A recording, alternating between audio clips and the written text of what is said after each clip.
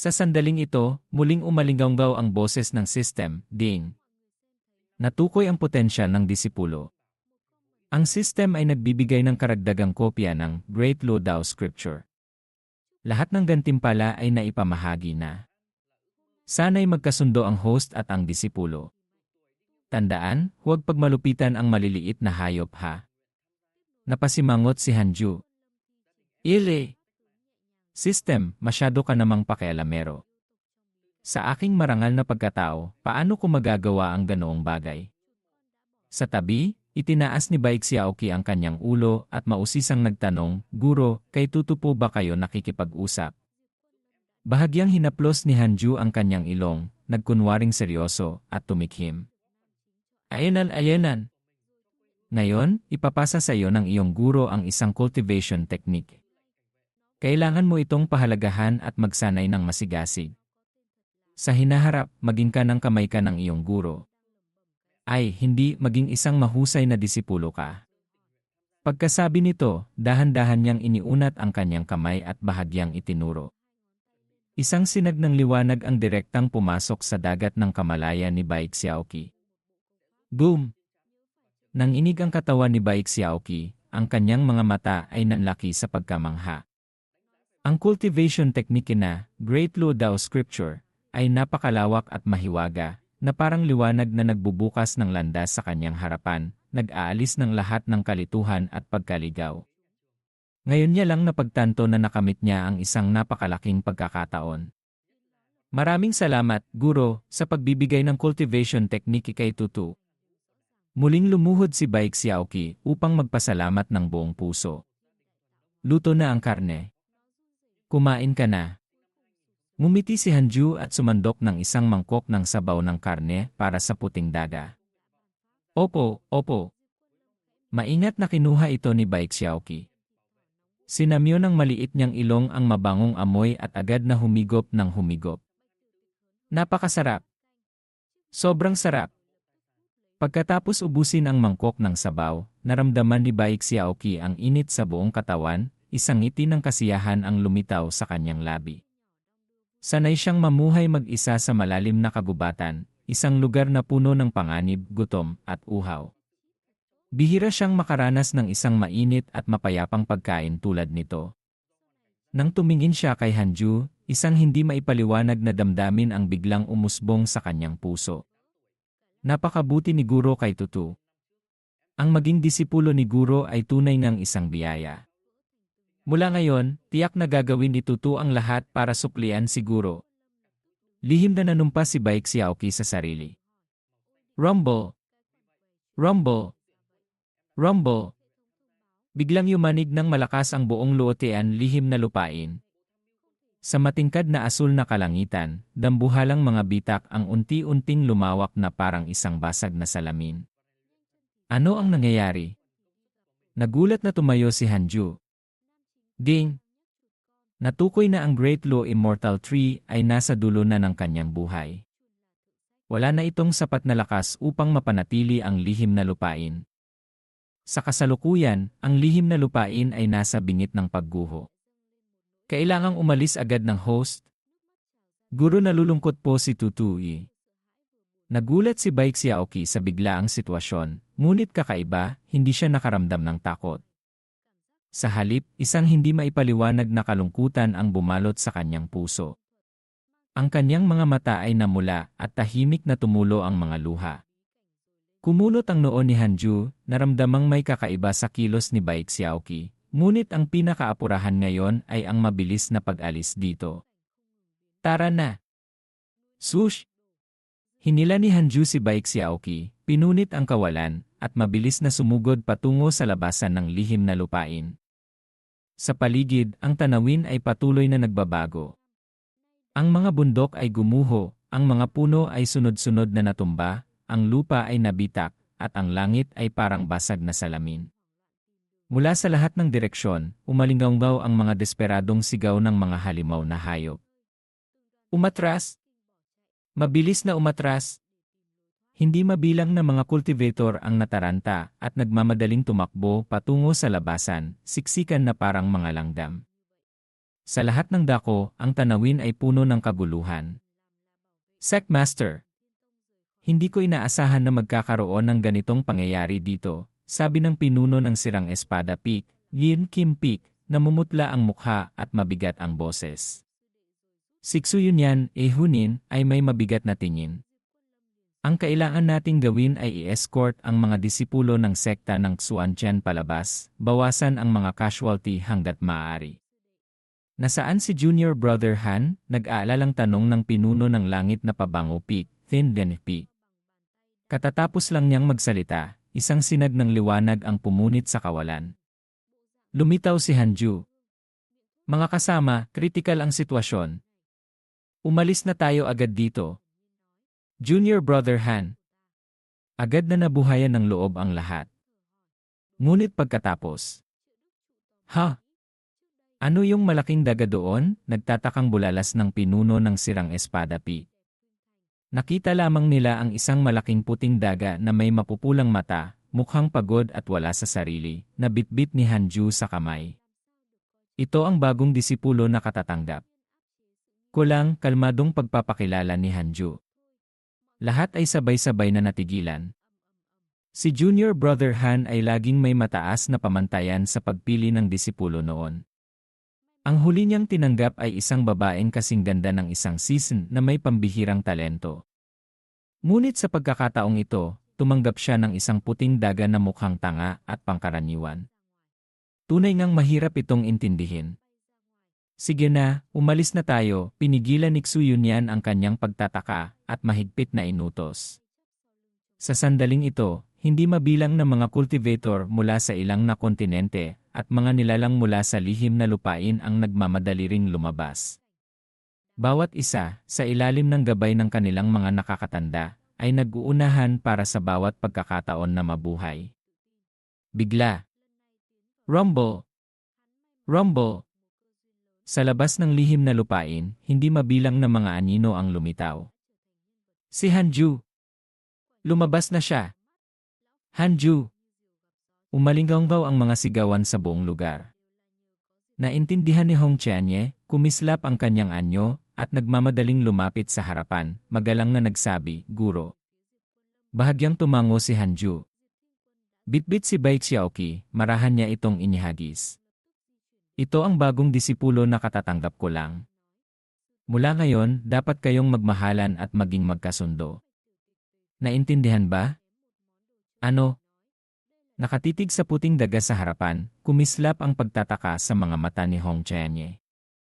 Hindi niya maiwasang makaramdam ng pagtutol, ngunit dahil sa sitwasyon, kinagat na lang niya ang kanyang labi, tumango at sumagot, Opo, Guro. Nanlaki ang mga mata ni Bai Xiaoqi, litong tumingin sa paligid. Tuto na saan ito? Parehong mausisa at medyo natatakot. May naalala siya, lumingon siya patungo sa lihim na lupain, at malungkot na nagsabi, wala na ang bahay ni Tutu Yi. Boom! Sa sandaling iyon, mula sa loob ng lihim na lupain, bumuhos ang hindi mabilang nakakaibang mga nilalang. Ang kanilang makapangyarihang aura ay parang bagyong humagupit, na naging dahilan upang sabay-sabay na magbago ang ekspresyon ng mga cultivator mula sa ilang na kontinente. Isang nilalang na may sungay sa ulo ang nagsalita ng may mababang boses, ito na ba ang mundo sa labas ng lihim na lupain? Isa pang nilalang mula sa lahi ng Pakpak, Feather Clan, ang kumunot ang noo sa pagkainis. Bakit napakanipis ng espiritual na enerhiya dito? Isa pang makapangyarihang nilalang ang nagsalita, ang mga matay may malamig na tingin. Kung gayon, ngayong nakarating na tayo sa bagong kapaligiran, kailangan nating matutong umangkop. Iminumungkahi kong sakupin muna natin ang lupain ito, pagkatapos ay paghahatsyan natin ang mga teritoryo. Lene. Biglang umisi ang isang sinaunang nilalang, ang mabangis na tingin ay sumulyap sa mga cultivator. Itong mga nilalang na may dalawang paa. Sila ba ang tinatawag na lahi ng tao sa mga alamat? Ang kanilang cultivation ay napakahina, katawa-tawa. Ha ha ha! Kung gayon, simulan natin sa pag-aalipin sa kanila. Pagkasabi nito, ang mga sinaunang nilalang na nakalabas mula sa lutean lihim na lupain at nakatapak sa labas na mundo, ang kanilang natatagong mababangis na instinct ay sumabog. Tinitigan nila ang mga cultivator, ang kanilang mga puso ay puno ng pagnanais na manakop. Hindi maganda. Atakehin nila tayo. Kumabog ng malakas ang puso ni Ouyang Feng, namutla ang kanyang mukha. Ang Kunlun World, kung saan maraming lahi ang naninirahan, ay may napakaraming uri ng nilalang. Ang mga nilalang na nakaligtas sa Luotian lihim na lupain ay humigit kumulang na may dugo ng mga sinaunang lahi. Sa ilalim ng paborableng kapaligiran sa cultivation ng lihim na lupain, nakabuo sila ng isang makapangyarihang puwersa ng mga dayuhang nilalang na may napakataas na cultivation. Sa kasalukuyan, malinaw na naramdaman ni Ouyang Feng na sa grupong ito pa lang, mayroong mahigit 1,000 aura ng antas ng pagbabagong diwa, nascent soul, ilang dosenang nakarating sa pinakamataas na antas ng pagsasanib, integration realm, at hindi na mabilang ang nasa antas ng nascent soul, Yuanying, at golden core.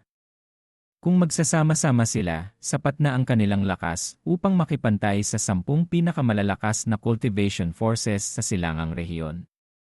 Huwag kayong mag-alala. Sa gitna ng matinding tensyon, isang cultivator ang sumigaw, kasama natin si Hanju. Hindi mabilang na mga mata na puno ng pananabik ang agad na bumaling sa binatang may kulay pilak na buhok na nakatayo roon. Ito ay dahil dito, si Hanju lamang ang nakarating sa pinakamataas na antas ng pagsasanib. Bukod dito, kanina lang, ipinakita niya ang kanyang walang kapantay na banal na kapangyarihan na nasaksihan ng lahat. Ngunit, malulutas kaya niya ito? Habang umiikot ang mga iniisip, sumulyap si Hong Qianye kay Hanju. Nakita lamang niya itong nakapamaywang, ang kanyang ekspresyon ay kasing tibay ng bato, ang anyo'y kalmado na tila lahat ay nasa kanyang palad. Mukhang walang problema. Ding! Na-activate ang bagong misyon, isali ang 100,000 nilalang mula sa Luotian lihim na lupain sa sekta ng Xuantian. Makakatanggap ang host ng nais na gantimpala. Natigilan si Hanju, halos masuka na sa galit. System! Sa tingin mo ba posible yan? Hanju! Isang makapangyarihang nilalang na may pilak na pakpak sa likod ang biglang umungol. Sino si Hanju? Sabay-sabay na itinuro ng karamihan si Hanju. Ikaw si Hanju? Ikaw ba si Hanju na tinutukoy nila? Ang pinakamalakas dito, tanong ng nilalang na may pilak na pakpak ng may mababang boses, ang mukha'y hindi pala kaibigan. Boom! Hindi sumagot si Hanju. Humakbang lamang siya ng 1 beses at agad na pinakawalan ang kanyang buong cultivation ng pinakamataas na antas ng pagsasanib, integration realm perfection. Hindi maikakailan na ito'y nagdulot ng takot sa mga dayuhang lahi. Kung tutuusin, ang pinakamataas na antas ng pagsasanib ay ang tugatog na ng cultivation sa Luotian lihim na lupain. Ano ang kinatatakutan mo? Umungol ang isang nilalang sa antas ng pagsasanib. Nag-iisa lang siya. Tama. Agad na sumulong ang mahigit 10 nilalang sa antas ng pagsasanib. Rumble! Rumble! Rumble! Pinakawalan nila ang kanilang presyon, bumabalot sa langit at lupa. Ngunit sa gitna ng bagyo, bahagya lamang kumibot ang gilid ng bibig ni Hanju. Sige na nga. Mukhang walang silbi ang pananakot na ito. Pero kung magpapatuloy ang ganito, maaga o huli ay may mangyayari.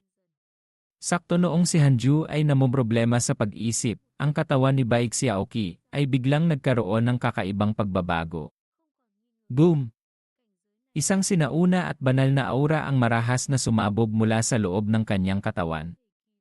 Ang kanyang mga mata, na dating mamula-mula na parang mga hiyas, ay naging kulay ginto. Sa gitna ng kanyang noo, lumitaw ang isang sinaunang marka, naglalabas ng nakakatakot na mga alon ng enerhiya. Xiaoqi. Ikaw, nagulat na bulalas ni Hanju. Ang dagang ito paano, nagbago ang ekspresyon ni Hong Qianye. Sa gitna ng hindi mabilang na mga mata na puno ng pagkamangha, ang katawan ni Baek Xiaoqi ay biglang lumutang sa ere, ang buong katawan ay tila nababalot sa isang nagniningning na gintong araw. Ito ang aura ng Great Luo Immortal Tree. Isang nilalang mula sa lahi na may 6 na paa ang biglang nakakilala, ang mga mata ay puno ng pagpipitagan. Dapat malaman na sa Luotian lihim na lupain, ang pinakamataas at hindi maaaring lapastanganin na pag-iral ay ang Great Luo Immortal Tree. Nag-isa lamang nitong pinoprotektahan ang buong lihim na lupain na ito. Sa puso ng mga nilalang ng iba't ibang lahi, ang Great Luo Immortal Tree ay parang ang kataas-taasan. Akala nila noon na ang pagguho ng lihim na lupain ay nangangahulugan din ng pagpanaw ng Great Luo Immortal Tree. Ngunit sino ang mag-aakala na mararamdaman nila ang pamilyar na aura na iyon mula mismo sa katawan ni Baek Xiaoqi? Tila isang batang nawawala na biglang natagpuan muli ang yakap ng kanyang ina. Huhu! Ang Great Luo Immortal Tree hindi tayo pinabayaan. Nakikiusap kami sa Great Luo Immortal Tree na ipakita ang daan sa hinaharap. Ano ang dapat naming gawin? Nakikiusap kami sa Immortal Tree para sa proteksyon. Umalinggaw ang mga panalangin sa buong kalangitan. Ang 100,000 dayuhang nilalang ay sabay-sabay na lumuhod, yumuko sa paanan ni Baek Xiaoqi. Maging ang mga dakilang eksperto sa antas ng pagsasanib ay walang pinagkaiba, lahat sila ay nakaluhod sa lupa. Sila'y nasasabik anupat may mga luha sa kanilang mga mata. Lintik! Siksu Yunyan at ang mga kasama sa tabi ay natigilan sa sobrang gulat, halos pagdudahan na nila kung nagkakaroon sila ng halusinasyon. Hindi nila inaasahan na ang disipulong katatanggap lang ni Junior Brother Han ay may ganito kalaking pinagmulan. Maging si Hong Qianye, na nakaranas na ng maraming pagsubok, ay nayanig sa tanawing nasa kanyang harapan. Sa sandaling ito niya lamang napagtanto na ang puting dagang ito ay may malaking nakatabong kapalaran. Lihim siyang sumulyap kay Hanju. Naisip ni Hong Qianye sa sarili, gaya ng inaasahan, lahat ay nasa loob ng iyong mga kalkulasyon. Minaliit kita. Sa sandaling ito, ang puso ni Hanju ay puno rin ng kaguluhan. Naalala niya ang mga kakaibang palatandaan kay Baek Xiaoqi kanina. Hindi mabilang na mga haka-haka ang agad na lumitaw sa kanyang isip. Hindi kaya ang pag-aalaga ng Great Luo Immortal Tree sa Great Luo Immortal Fruit ay sa katunayan isang paraan ng paghiram ng katawan para sa muling pagkabuhay. At si Baek Xiaoqi, pagkatapos kainin ang Great Luo Immortal Fruit at isilang ang Great Luo Immortal Body, ay nagdala rin ng bahagi ng natitirang kamalayan nito. Ngayon, ang kamalayan na pag-aari ng Great Luo Immortal Tree ay nanumbalik, hindi kaya nais nitong agawin ang kontrol sa katawan ni Baek Xiaoqi. Hindi. Kumunot ang noo ni Hanju habang nag-iisip. Sa totoo lang, ang puting dagang ito ay medyo kaibig-ibig din kung ang kanyang disipulo ay agawin ng ibang kamalayan, natatakot siyang ang kanyang saloobin ay ganap na magbabago. Xiaoqi, ayos ka lang ba? Sumagot ka sa akin agad.